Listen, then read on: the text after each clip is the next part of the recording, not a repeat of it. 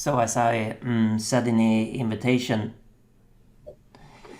we should take a look at the CodeDress feature that is available in MDriven, and it's a way to sort of have the best of both worlds. MDriven Turnkey being pre-compiled and just needs the model. And the MDriven framework, you have to do a lot of things yourself, like setting up the UI and deciding on how things should look. But of course, MDriven Turnkey is written with MDriven framework, so you could go that route anyway with MDriven framework. But what's the use case that we're going for with the CodeDress functionality is when 90% or 80% or something is okay doing just with Turnkey, but then you have a few things, could be really important things that you really don't have anyway, or you don't see a need to do in OCL or some other way with some plugin that we have infrastructure for as well, but you want to do it in straight up C# with straight to a strongly typed domain layer as you normally would if you were coding from scratch anyway, at least if you were coding the way you're supposed to code, I guess. There's lots of people just accessing data and pushing data around as well, but we're not talking about that. So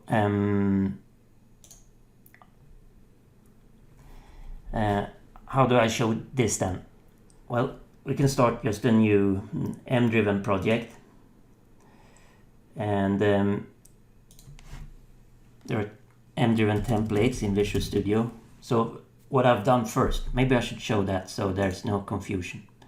I'm starting a web browser and going to MDriven.net and products and MDriven framework and local installation.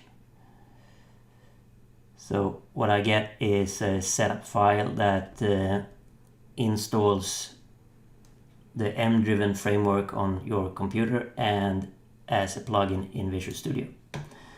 And a part of that is some templates that are available from Visual Studio. So if you type just MDriven there, you get a suggestion of templates. And since I was thinking of initially showing this for the Turnkey core, the one that runs on .NET Core, there's a little bit of complexity associated with the .NET framework not being one-to-one with the .NET Core framework. Of course, Microsoft is fixing this with the .NET 5, and we're very much looking forward to that. That's what we at MDriven has wanted them to do all along.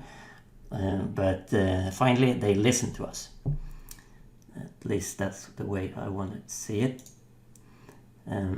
So I'm going to create using this template that's using .NET Standard. .NET Standard is the middle ground between Core and the .NET framework for legacy code. So I'm going to create that.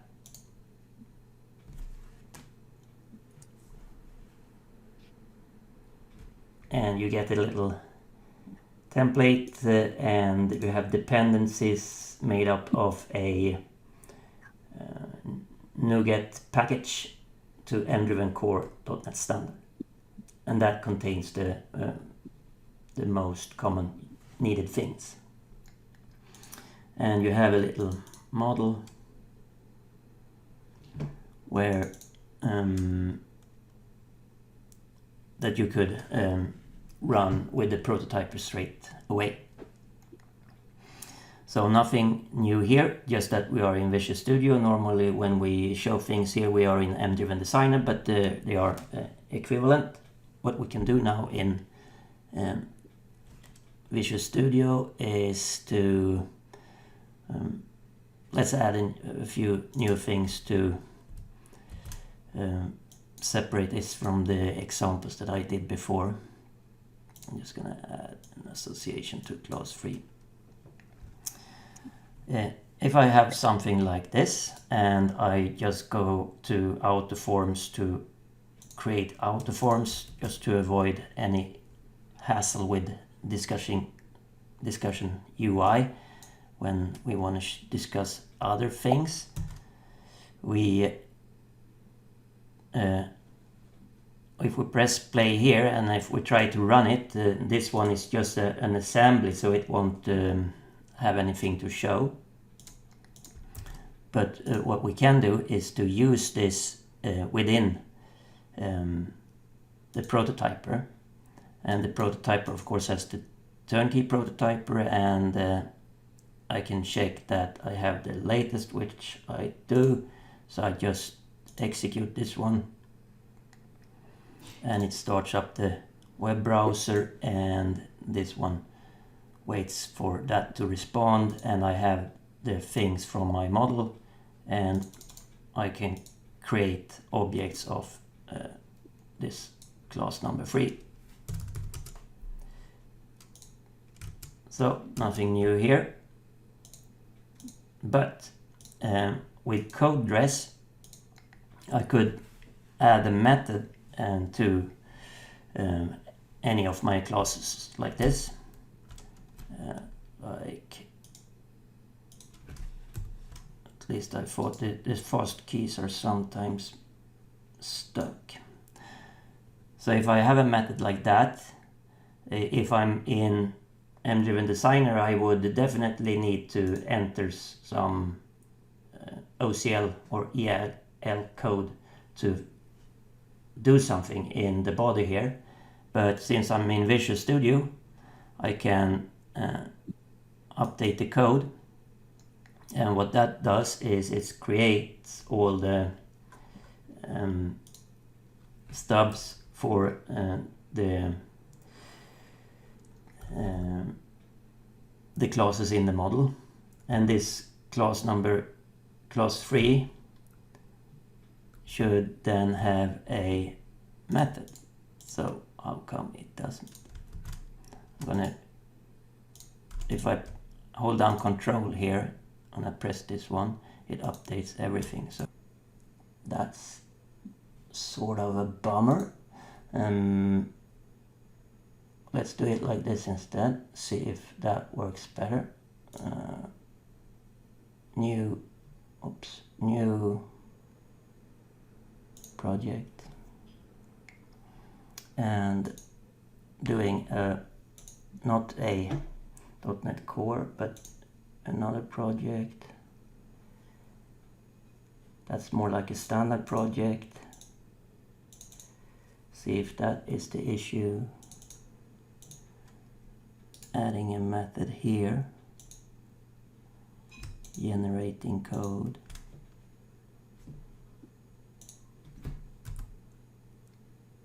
There we have it.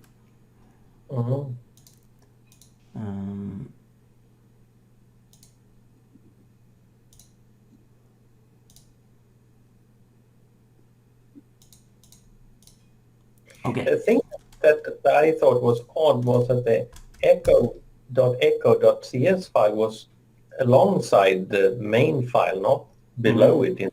Yeah, so it yeah, it should have put the files. So let's leave that for now. There's I don't think that's a generic issue. It's something that I miss. It's probably some mismatch between what I have installed and what I've run before. But let's see, just I don't have anything else. If I'm gonna do the same thing then, just to prove a point.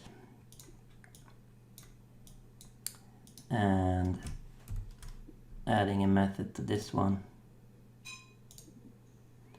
and generating the code, pressing F12 on that. So I have method 1 there, and if I were to rename this to something and also send in a parameter, I'm gonna zoom this in, so x.string, and generate that code.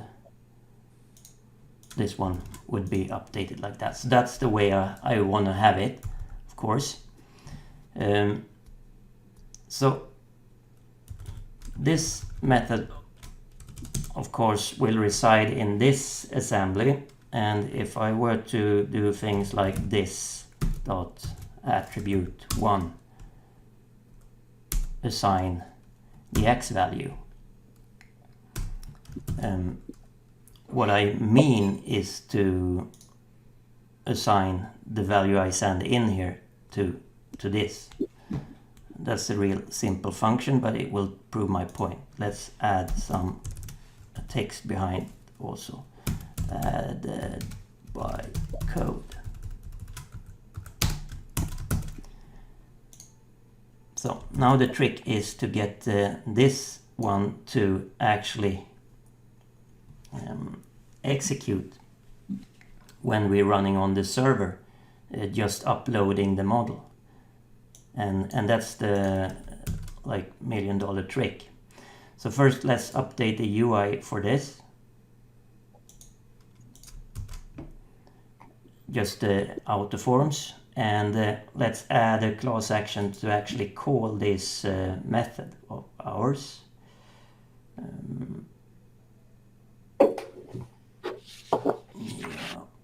Add a class action. So class actions are actions that show up in the Turnkey UI whenever there's an object of that class. So this runs method, the method, and the execute expression on that one should then be self dot method 1 something, and we should send in let's send in date time now to string. That's would be okay, and something that changed. So having this, I could then I can't really test it in the prototyper, because that requires this project to be built with .NET Core or with .NET Standard. We can do that later, but let's try it on the server first. So I have a server here. I'm gonna log in with my Google Pass here, and let's see, which one was it? I think it's the one I called Demo 55, pick as work app, and I'm gonna upload this model.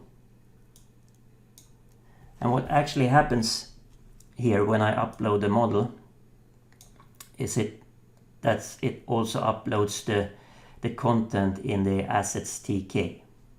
So now it didn't say anything, but maybe I haven't built this. I'm gonna make sure to build this.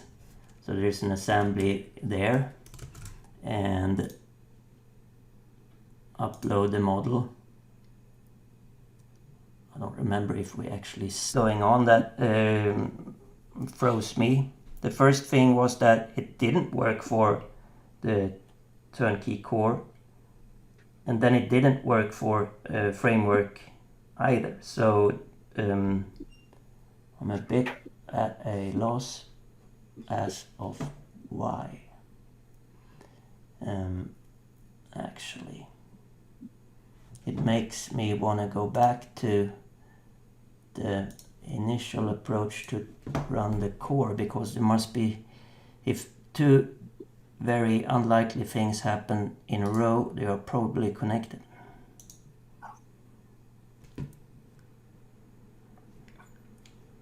So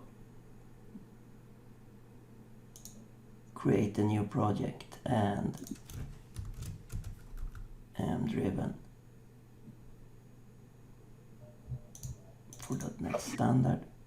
Create. So while Hans is doing that, I can tell you what the end goal is. So what we use this for usually, and my favorite, I think, is, for example, and you can find that by searching for PDF at the wiki.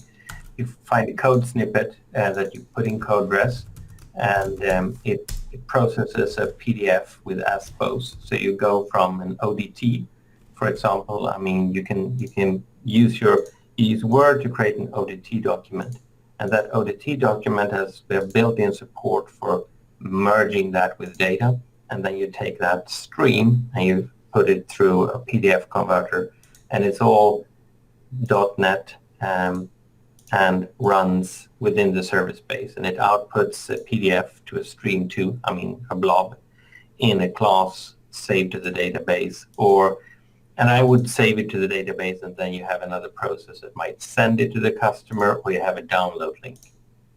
So that's one thing you can do with it. Another way, if you want to do special processing or an XML DOM, you can you can use all the features for XML processing or XSLT with this. The nice part of it that Hans wants to show is that you only need to upload one single little DLL, and that DLL is bound on runtime to all the classes. So you can just you can program the same way as you do with the MDriven framework, but you don't need to provide the runtime environment. So it's basically a merge of the Turnkey server running standard stuff, and then you just dynamically add on your code. So, and this is usually a smooth process. It's my usual feel for this, except for a couple of things that might need to be pointed out, and it's pointed out in the wiki. I would recommend that you add a little function, as we do in that example in the wiki, to detect that the CodeDress has successfully been loaded. That's one thing. And I also wanted to point out that there is logging in both the Turnkey server and the MDriven servers, logs that tells you that CodeDress has been bound. You can see it runs through all the classes and binds that. So the bad thing with dynamic, right, is that it can happen that it doesn't bind. Why? Well, for example, if your CodeDress is really out of sync with the model, then you might have that problem. But it's quite good at just trying to bind whatever it finds. But if you have a method that doesn't exist anymore, of course it will fail. So dynamic, like a web browser, like JavaScript, you can do whatever you like, but it breaks if you rename things wrongly or such. And the same thing goes with CodeDress. So it's not statically bound or compiled. I mean, the compilation is statically checked, but you need to make sure that you have actually built your code before you press update to the server. So usually when I work with the CodeDress project, which is basically all the big ones, you press generate code, you build, and you use the cloud view to upload to your Turnkey server. And my experience is that it's actually a smooth process. So I feel bad for Hans having this much struggle with it. Well, it works. Oh, so it works now? Let's tell yeah. All right, so I feel that's better then. Hope. What was the main issue? It was that as I created the template from the template, as I pointed out, I got the NuGet packet from NuGet that well, it's the package that was available when the template was created. It wasn't the latest package. So what I did was to go into packages and manage NuGet packages and update it to the latest one. It was way down over here. So that's one of the things that might explain why things isn't immediately working if you have very different versions of the MDriven framework. For as soon as we do major changes that changes the interfaces, then it will break. So doing this, you should make sure that your CodeDress, the MDriven framework that you compile your model with, should be in the same vicinity as the Turnkey version to make that work. So if we go back and do the initial example, then to send in a parameter,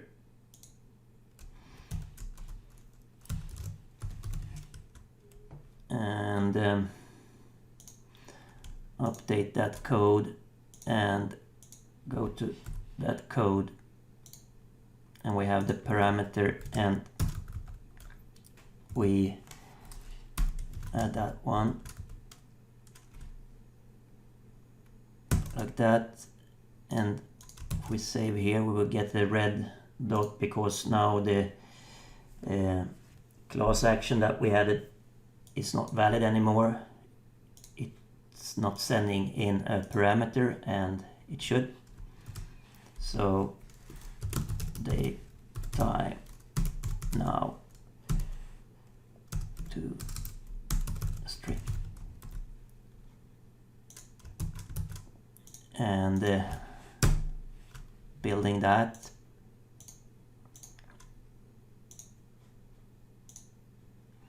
and restarting the Turnkey server, finding an object of class 2 and running the method. Oops. Yay.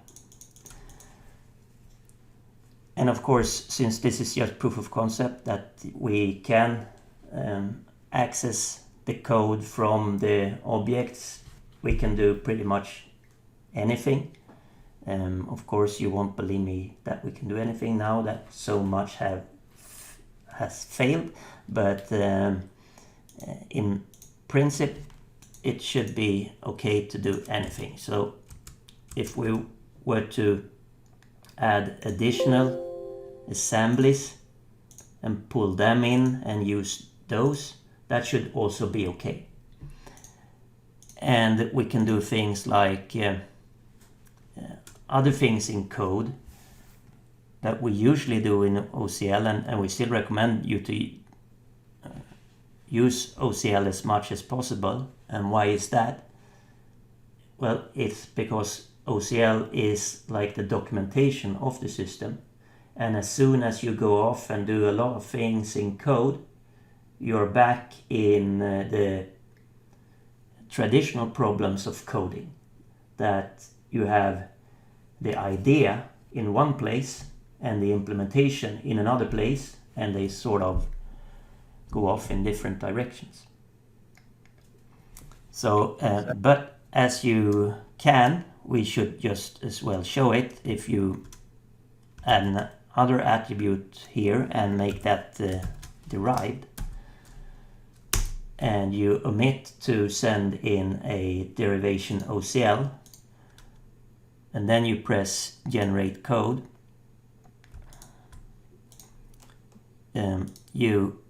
If we go to this implementation, you won't see anything here, but what has been created for us is a partial implementation. It's a partial method called attribute1 derive. So here we can actually do the derivation in C# instead of doing it in OCL. And we can do a lot of things, like we should return a resulting string, and let's make use of this dot name, and we can append this navigate to, let's see, to class 1, and class 1 has attribute 1. So now it's getting really magical, because if this should have any chance to work, then someone needs to subscribe to changes to attribute 1 and to class 1 as well. And so let's see how that would work. We need some UI to actually now we can set it the other way around, I guess. We can, let's see, if I go here and then I point out the class 1 association end, and I say that actually I would like to set this with autoforms, not with search and pick, but with a combo box, and this one should have a default string representation being self.attribute 1. I need to check what, yeah, so and regenerating that, pressing play. This is a message I get because I have very different versions of everything in the global assembly GAC, so don't need to worry too much about that at this point.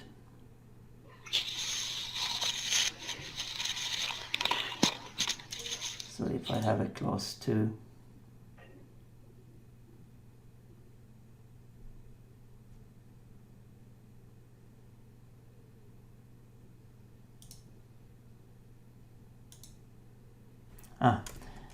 and I'm so used to working in OCL, so I usually forget that this is quite illegal. You can't do it like this, right? What if class 1 is null? In C#6 you can do it like that. But in OCL we do this all the time, going over nulls and just expecting it to behave. Usually not doing it like that, so I'm not sure exactly how this will be interpreted, but let's do a check then. Well, it would end up with a null value for the whole expression. Yeah, and that's not good either, so you would end up with this.name plus a null string. So I'm doing it in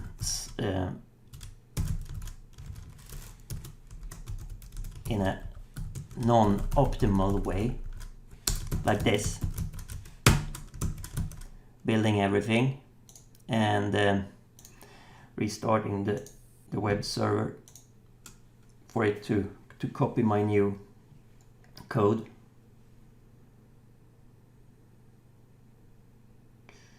And getting a class 2. Even if I remember to set the search and pick, I never regenerated the autoform, so that's why that isn't there. Which one? So I don't even have the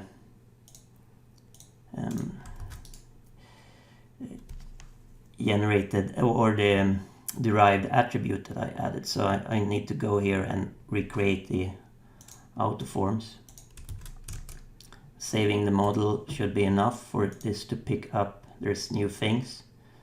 So this one sort of derives from that one. So if I run the method, no, that one derives from that one. So if I run the method, it should update that one as well. And if I write here straight off, it should update that one as well. And if I set this, of course I don't have any, so I need to create some class ones. Let's do another one. B, and show this one.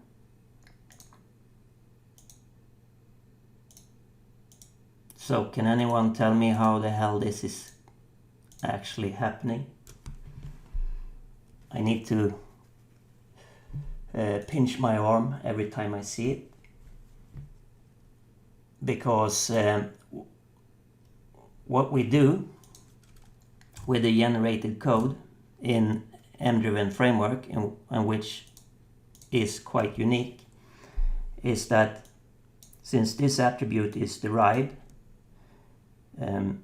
we actually have a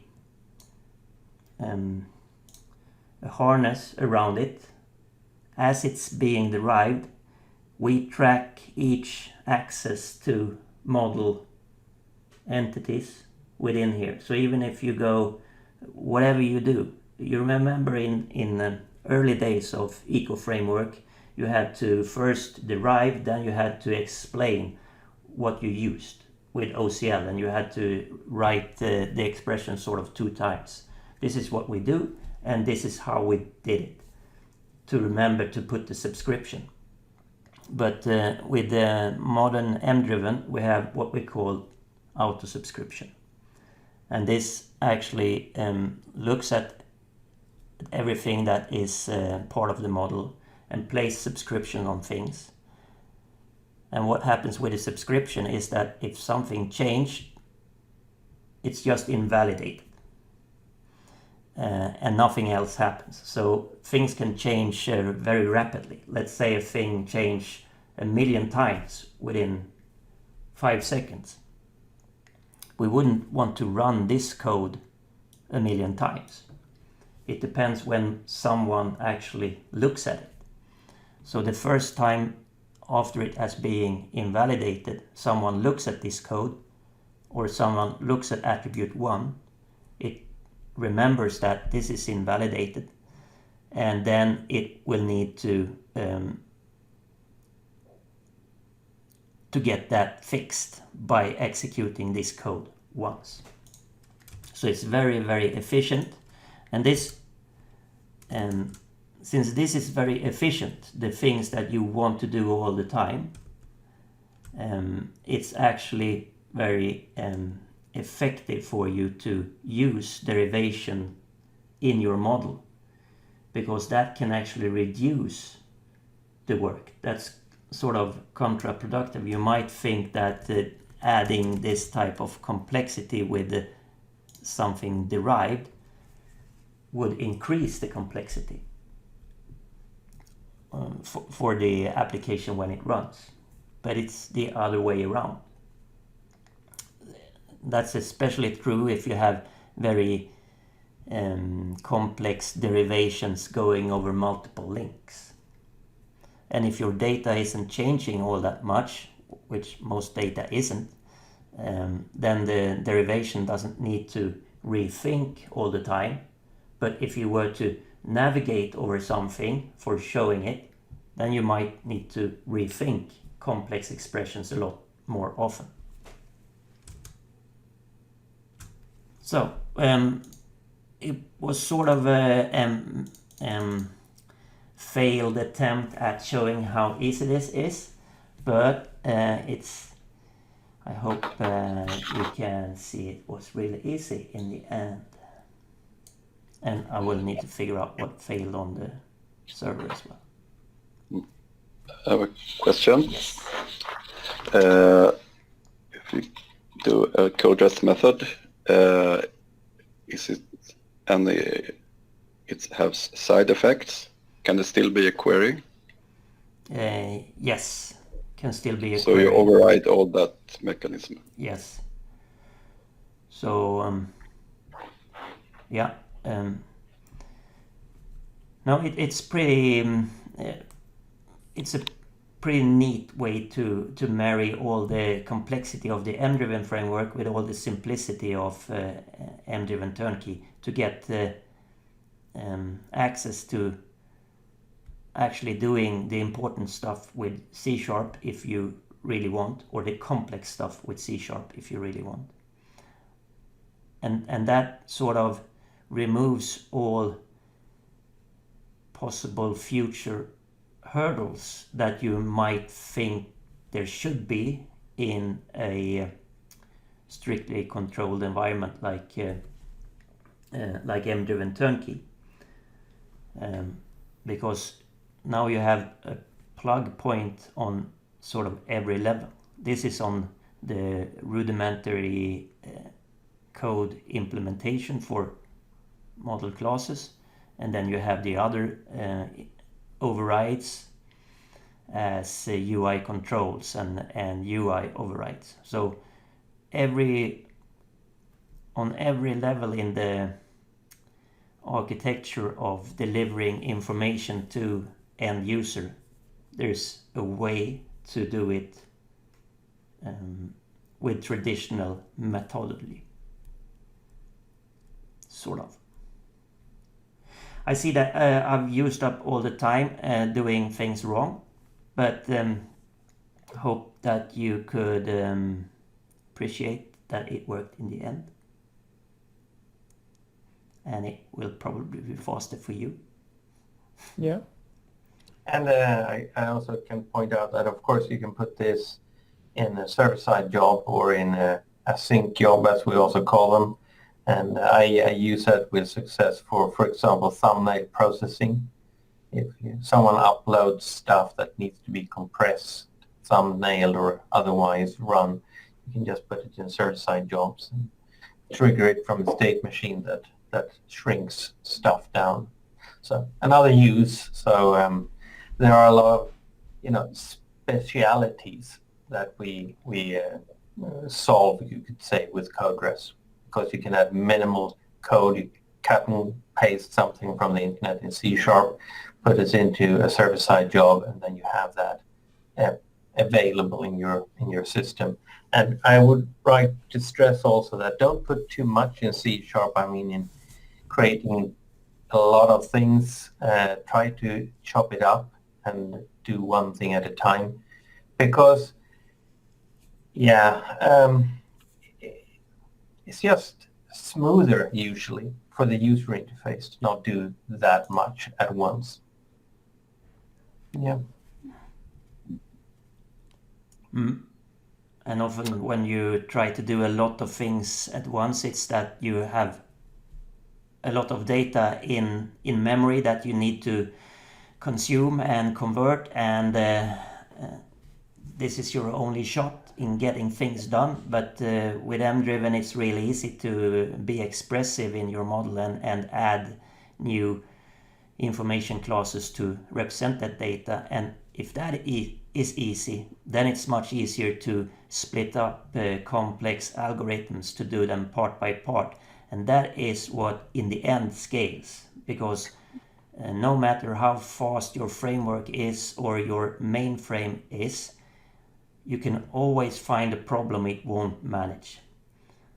But if you constantly split things up and do them in part and work with time, with small nibbits, you can solve not all problems, but a lot more problems, and no matter how big they are, given enough time.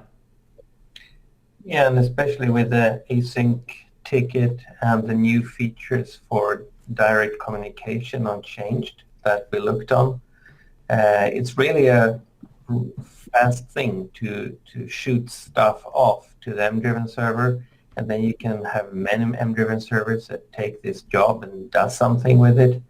So split up, divide and conquer, I would say. And it's much easier also to debug and see what's going on in your system.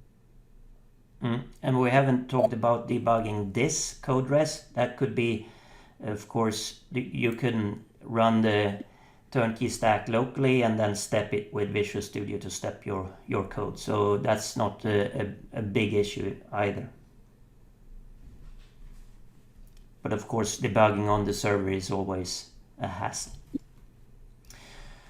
All right, good. I'm gonna say bye and thank you very much for tuning in, and I hope to see you next time, and we will find something else to show you. Something that works. Thank you very much. Yeah. Thank you. Yeah, thank you. Thank you. See you in a fortnight. Bye. See you. Thank you. Thanks.